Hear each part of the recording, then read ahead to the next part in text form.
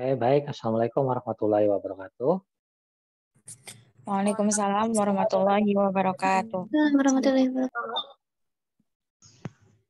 Ya, hari ini kita mulai melanjutkan materi kembali ya tentang transformasi fungsi linier. Sebentar.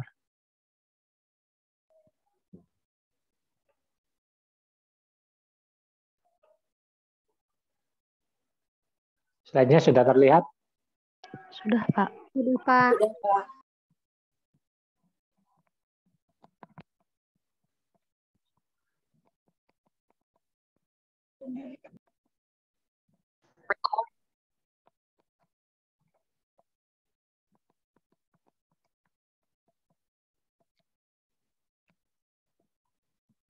Halo? Halo, terdengar nggak? Iya, Pak, terdengar. Iya, ini masih trouble ini. Oke, baik. Transformasi fungsi kompleks yang akan dibahas untuk pertemuan kali ini yaitu transformasi bilinier, transformasi pangkat atau eksponensial dan transformasi eksponensial dan logaritmik ya. Kemudian transformasi sinus dan kosinus ya. Oke, kita mulai di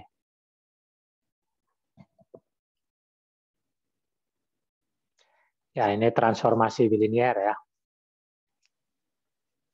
Oke, jika A, B, C, dan D merupakan konstanta kompleks, maka W sama dengan AZ ditambah B dibagi dengan CZ ditambah D. Untuk AD dikurangi BC-nya tidak sama dengan 0. Nah, ini merupakan ciri khas dari transformasi bilinier. Karena fungsi biliniernya juga seperti ini ya. Kalau misalnya fx berarti ya ax ditambah b dibagi dengan cx ditambah dengan d ya. Nah, cross sectionnya atau matriks apa ini? Kalau di matriks itu kan AD dikurangi BC itu apa? Nilai apa kalau di matriks? Ada yang ingat? Nilai determinan ya. Nah, ini AD dikurangi BC-nya tidak boleh sama dengan 0. Oke, itu dinamakan sebagai transformasi bilinier ya. Transformasi bilinier memiliki sejumlah sifat pemetaan ya yang sangat menarik. Beberapa di antaranya juga sangat berguna dalam terapan ya. Oke, dua sifat yang paling mendasar dari transformasi bilinier ini adalah yang pertama, pemetaan bilinier merupakan gabungan dari 3 fungsi berikut. Ya. Ada gabungan dari 3 fungsi ya. Yaitu fungsi Z, fungsi zeta, dan fungsi W. Ya. Itu digabung. Nah, kalau kita misalkan penyebutnya itu dengan zeta, ya. Ini penyebut yang ini ya. Penyebut ini dimisalkan dengan zeta, sama dengan CZ ditambah D ya. Maka zeta itu sama dengan 1/zeta. Ini fungsi apa ini?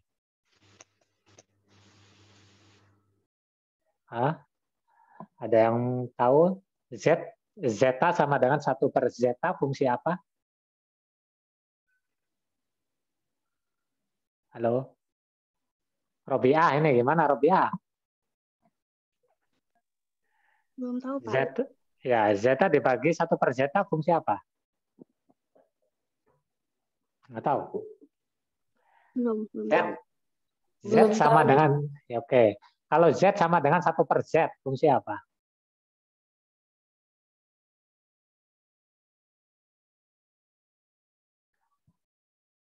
Gampang itu ya, X sama dengan 1/X, C sama dengan 1/C. Fungsi kebalikan ya. Fungsi kebalikan itu. Nah, oke ya. Nah, nanti kan kalau zeta sama dengan CZ ditambah D, kalau Z-nya maksudnya mengalami perubahan bentuk ya, misalkan X ditambah Y, nah itu akan menjadi kompleks ya. Seperti itu. Ini fungsi kebalikan, ini dimisalkan dari yang bawahnya, apa penyebutnya. Nah, W akan menjadi sama dengan A dibagi dengan C ditambah dengan BC dikurangi AD dibagi dengan C.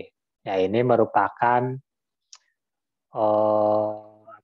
manipulasi aljabar setelah dimasukkan fungsi zeta-nya, ya. Nah, dikali dengan zeta-nya. Nah, itu akan menjadi seperti ini. Ini kalau kita masukkan disamakan penyebut, maka akan kembali lagi ke sini. Seperti itu ya. Oke, ini manipulasi aljabar ya. Oke, selanjutnya pemetaan bilinear merupakan transformasi kebalikan. Nah, ini transformasi kebalikan ya. Yang memetakan garis-garis dan lingkaran-lingkaran ke garis-garis atau lingkaran-lingkaran. Ini maksudnya dari garis dipetakan ke garis, dari garis bisa jadi lingkaran, tapi kalau dari lingkaran langsung ke lingkaran, karena nggak bisa lingkaran menjadi garis ya. Bisa nggak lingkaran menjadi garis? Barangkali ada yang tahu nih. Kalau garis menjadi lingkaran sangat mungkin ya. Seperti gini, bentar, saya akan ke ini dulu ya.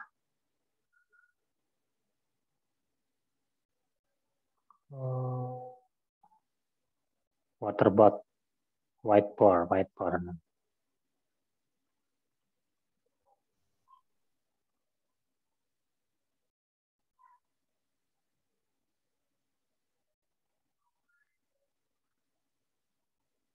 Bentar, ini masih loading.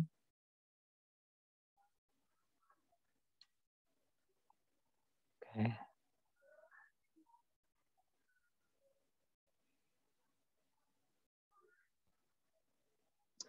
Sudah ya, terlihat ya? Iya, Pak, udah. Oke.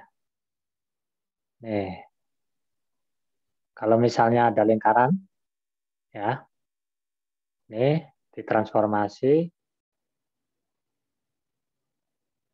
Nah, bisa nggak menjadi garis? Bisa nggak? Dengan transformasi apa? Sebuah lingkaran bisa menjadi sebuah garis. Dengan cara apa kira-kira? Atau bisa nggak itu? Yang pertama.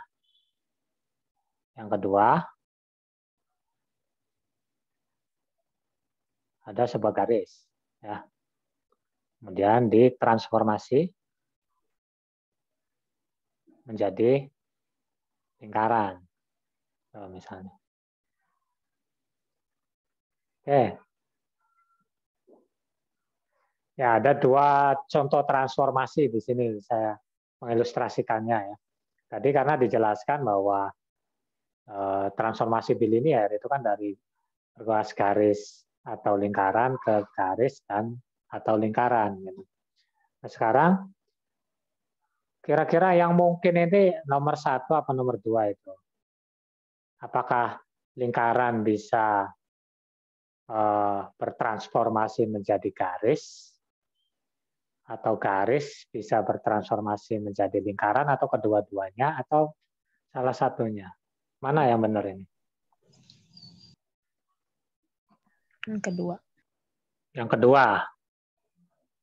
Oke, ada jawab yang kedua ya. Baik, ya. Jadi memang untuk yang pertama ini sesuatu yang maksudnya secara matematis itu susah ini ya. Susah ini ya. Karena menggunakan fungsi apa ini ya? Dari lingkaran menjadi garis. Ini secara matematis tidak mungkin ya, susah ini. Dan nggak bisa. Gitu. Nah, kalau nomor 2, ketika sebuah garis, ini mungkin ya, dan bisa menjadi sebuah lingkaran. Nah, transformasinya transformasi apa?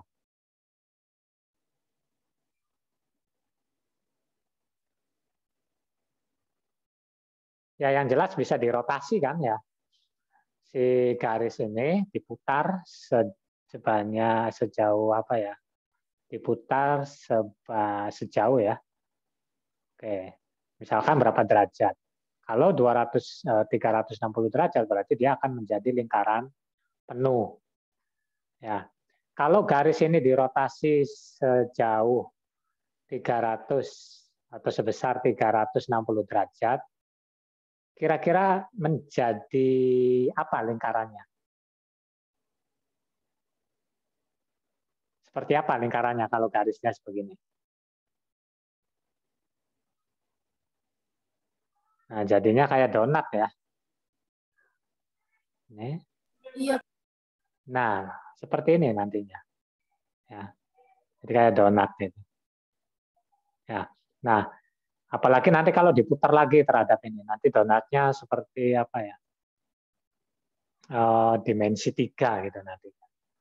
Nah, itulah inti dari transformasi itu lebih kepada perubahan bentuk ya, perubahan bentuk. Nah, Anda juga bisa nih kalau kita tarik filosofinya ya.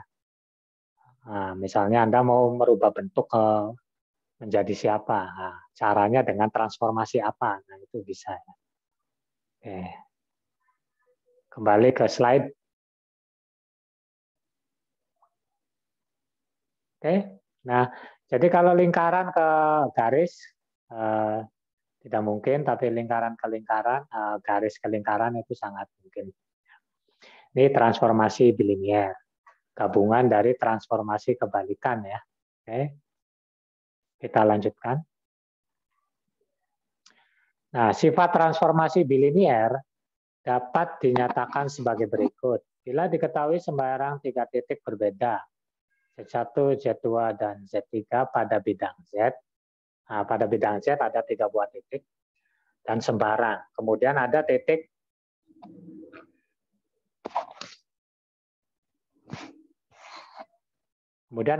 yang berbeda di bidang W, W1, W2, dan W3.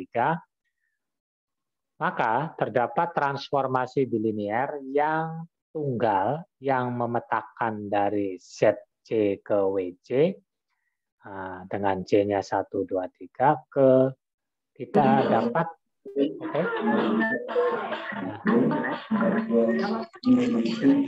Halo, ini siapa ini?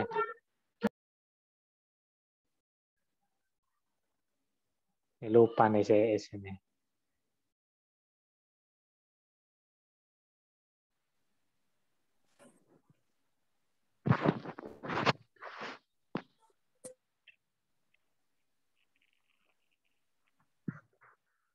Oke ya, halo?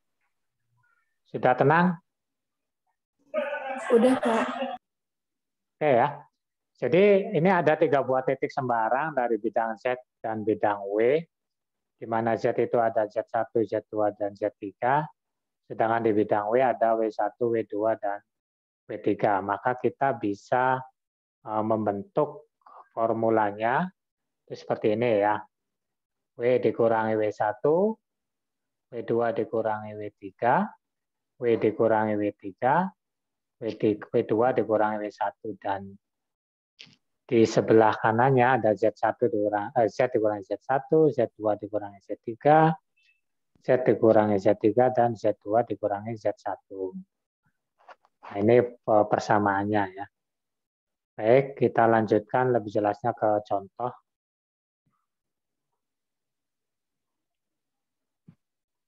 Nggak bisa ya. Nah, ini contohnya. Carilah transformasi bilinier yang akan memetakan Z1 sama dengan 0, Z2 sama dengan I, Z3 sama dengan negatif 1, ke W1 sama dengan 12, W2 sama dengan 11 ditambah I, dan W sama dengan 11. Nah, ini kan berarti ada 3 buah titik sembarang di bidang Z, dan ada 3 buah titik sembarang di bidang W. Nah, sehingga untuk menyelesaikannya, kita bisa menggunakan formula yang seperti ini. Ya, oke. Nah, sehingga W dikurangi W1 berarti ya W dikurangi 12. W2 dikurangi W3 berarti 11. Ditambah I dikurangi 11 berarti kan I. W dikurangi W2, kemudian di sini adalah W2 dikurangi W1. Berarti W2 11 ditambah I dikurangi W1 dikurangi 12. Dan seterusnya ya. Oke. Secara aljabar, kemudian dibuka kurungnya masing-masing, diperoleh W sama dengan 10Z dikurangi 12 dibagi Z dikurangi 1. Ini hasil transformasinya. Ya, gampang ya untuk transformasi bilinear ya. Oke, sampai sini. Sebelum saya lanjutkan, apakah ada pertanyaan?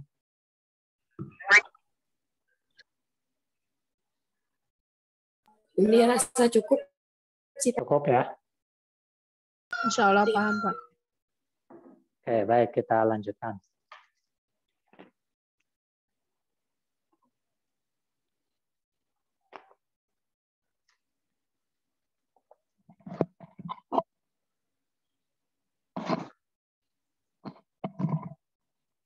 Oke, kita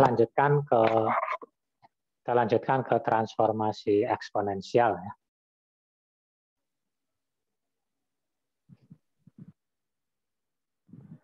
Baik, definisinya.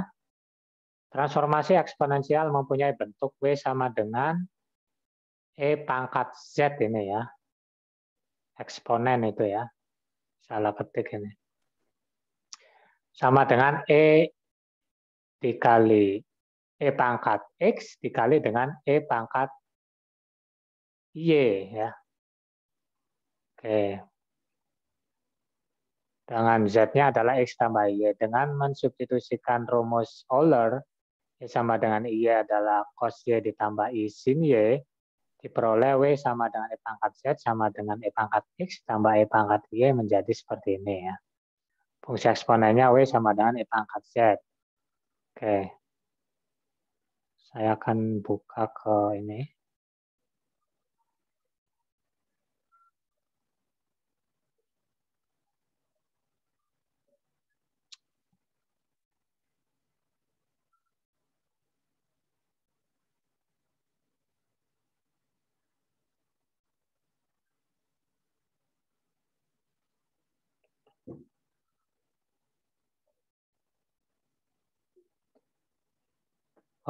Transformasi eksponensial W sama dengan E pangkat Z. Dengan Z adalah X ditambah dengan Y ya. Sehingga W sama dengan E pangkat X ditambah dengan I dikali Y. Sehingga W sama dengan E pangkat X dikali dengan E pangkat I, Y. Kita ketahui E pangkat Y persamaan Euler-nya menjadi sin cos ya. Maaf.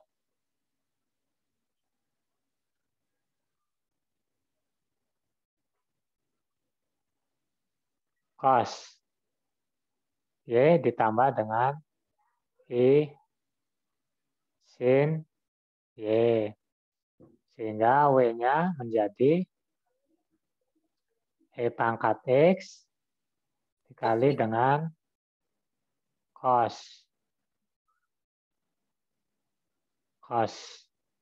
Y ya, ditambah dengan I sin Y. Nah, itu maksudnya ya. Jelas ya? Jadi itu perubahan Jelas, bentuknya. Ya, itu. Kita kembali ke slide.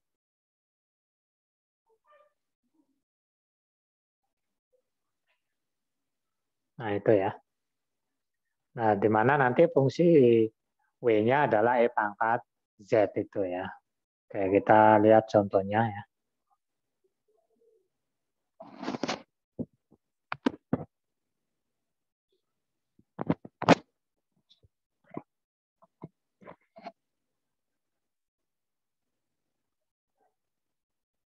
Oke.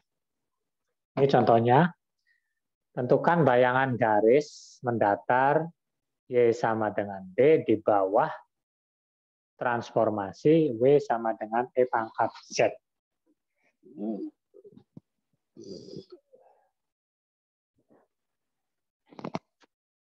Oke, ya. Ini bidang Z nih di sininya ya. Y-nya diganti dengan D. Oke.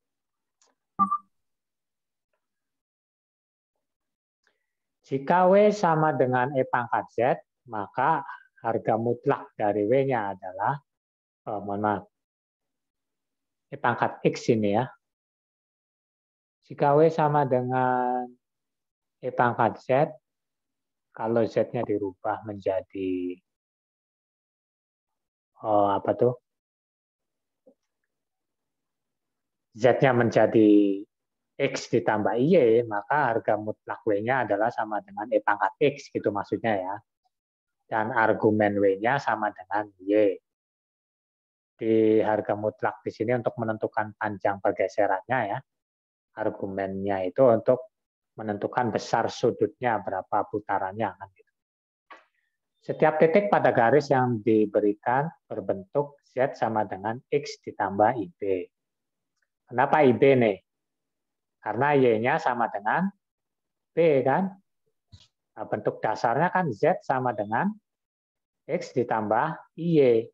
Karena Y-nya sama dengan B, maka bisa ditulis dengan Z sama dengan X ditambah IB. Dengan X lebih besar dari negatif tahingga, lebih kecil dari tahingga. Karena X berubah-ubah dari min tahingga sampai plus tahingga, maka nilai E dikali X-nya berubah-ubah dari 0 sampai dengan plus tahingga. Yang sementara Y-nya tetap sama dengan D, dapat dikatakan jika nilai X berubah-ubah dari negatif tahingga ke plus tahingga, maka harga mutlak W-nya juga jelas dong, ya nggak? Ini E pangkat X, W, harga mutlaknya juga berubah. Dari 0 sampai plus tahingga, sedangkan argumen W-nya tetap. Hal ini berarti jika Z berubah sepanjang garis yang diberikan, W menentukan suatu sinar yang dipancarkan dari pusat koordinatnya. Oke, jadi W-nya itu merupakan sinar nantinya ya. Oke, kita lihat gambarnya untuk lebih jelas. Nah, seperti ini. Ini sudutnya, ini bidang Z-nya. Ya. Ini garis W-nya, garis Y. Nah, diputar sejauh B kan. Oke, menjadi, kan diputar ininya sejauh berapa derajat itu ya. Nah, ini akan menjadi ini. Jadi yang tadinya tidur begini, diputar jadi sebuah sinar yang berasal dari titik tangan. Oke, itu transformasi pangkat ya. Kita lanjutkan ke transformasi logaritmik.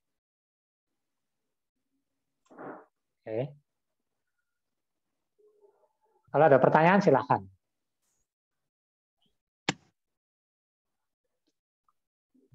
Oke, nanti setelah selesai perkuliahan ini ada tadi tugas kelompok saya kira belum masuk ya. Tugas kelompoknya nanti habis ini saya minta setiap PJ untuk membagi kelompok nantinya ya. Ya kita tuntaskan dulu materi yang sekarang ya. Ini materi yang terakhir ya. Baik, transformasi logaritmik itu log E pangkat Z sama dengan Z ya. Ini berdasarkan sifat logaritmanya. Z-nya kan bisa dipindah ke depan. Oke.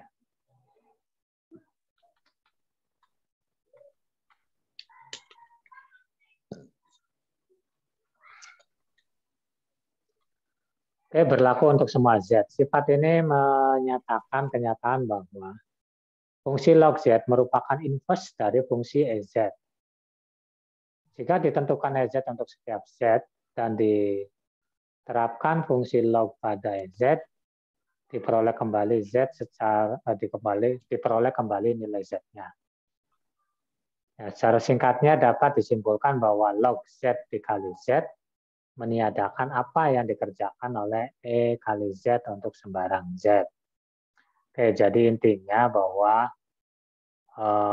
logaritma transformasi logaritmik itu dia kebalikan dari transformasi pangkatnya, seperti itu ya. Contohnya di sini, W sama dengan ln Z ditambah dengan I argumen Z. Ln Z itu untuk panjang pendeknya, ya pergeserannya, argumen Z untuk sudutnya. Nah, ini artinya U-nya itu ln Z, dan V-nya adalah argumen Z.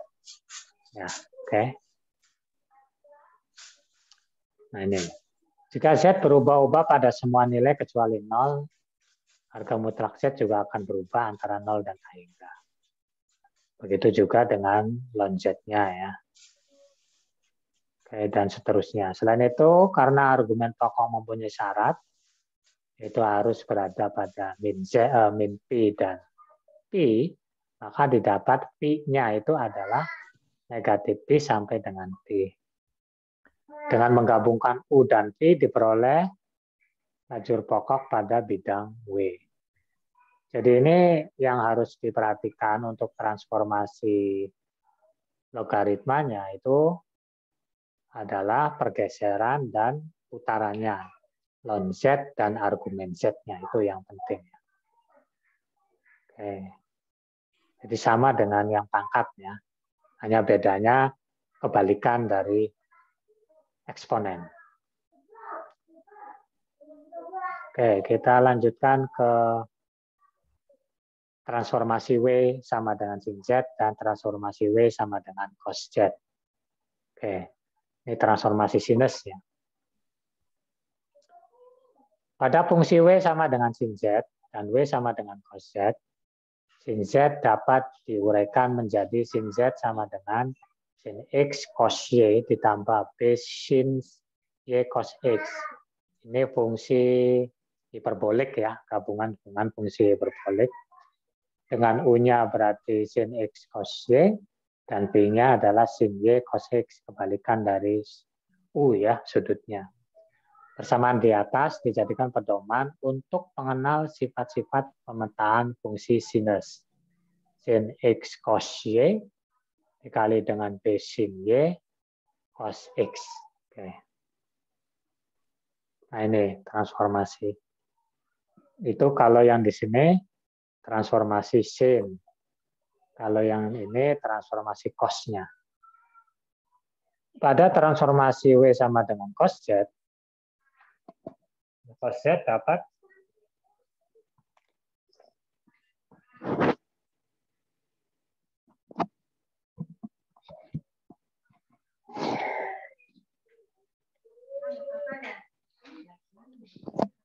pada transformasi W sama dengan cos Z dapat diuraikan menjadi cos Z sama dengan cos X cos Y dikurangi B sin X sin Y.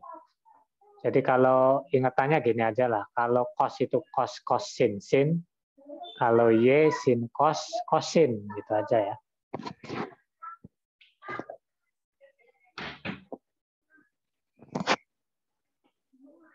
Ya kalau sin sin cos cos sin, kalau cos cos cos sin sin ya. Oke. Dengan menggunakan identitas cos Z sama dengan sin Z ditambah pi per 2. Dapat diketahui sifat-sifat pemetaan cos Z yaitu melalui gabungan dari pemetaan zeta sama dengan Z ditambah pi per 2 dan W sama dengan sin zeta. Ini bidang Z. Ya. Ini bidang W. Oke, untuk lebih jelasnya kita ke contoh saja. Oke, ini contoh satunya. Perhatikan interval berikut. Y sama dengan X sama dengan negatif pi per 2 sampai dengan pi per 2. Ini berarti negatif 90 derajat dengan 90 derajat ya. Dan Y-nya sama dengan 0. Oke, tentukan ini pertanyaannya itu berapa sudut batas dari transformasi W-nya ya. Oke. Ini jika Y sama dengan 0, maka cos Y sama dengan 1. Ya, dan sin Y sama dengan 0. Ini kan cos 0 1 ya, kalau Y-nya 0 ya. Nah, kalau Y-nya 0 kan cos 0 berarti 1, sin 0-nya adalah 0. Sehingga untuk sembarang titik pada interval yang diberikan diperoleh U sama dengan sin X dan V-nya sama dengan 0. Ya.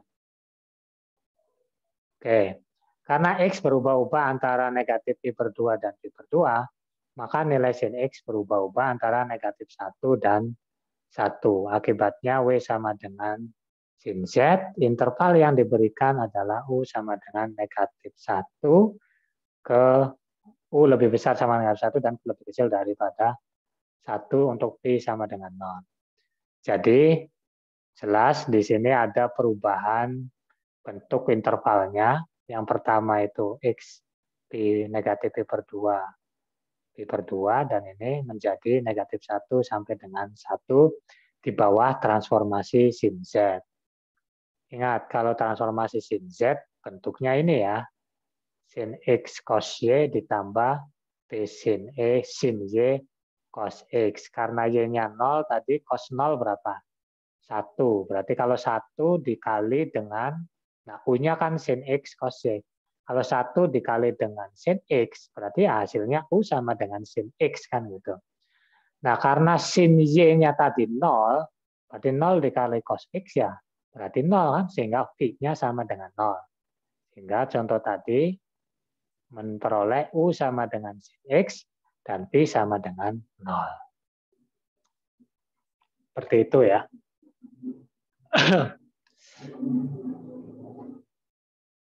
Nah itu materi hari ini ya. Sampai dengan transformasi sinus kosinus saja ya. Berarti untuk pertemuan bilangan kompleks sudah selesai. Dan satu tugas kelompok itu untuk memenuhi satu pertemuan hanya yang belum masuk ya. Nah, sekarang pertemuan ke-14 atau berapa saya ini? Halo? Ke-13, Pak. 13 ya, 13. Berarti kan kurang 1 ya. Nah, satunya itu nanti menjadi tugas kelompok ya. Sehingga 14 kali pertemuan ditambah, itu udah UTS belum? Udah masuk UTS yang 13 ini? Iya, Pak, sudah. Ya udah. Berarti nanti satunya UAS saja gitu ya. Jadi bisa dikategorikan tugas kelompoknya nanti bisa untuk 2 kali pertemuan kan seperti itu. Ya, untuk nanti untuk tugas kelompoknya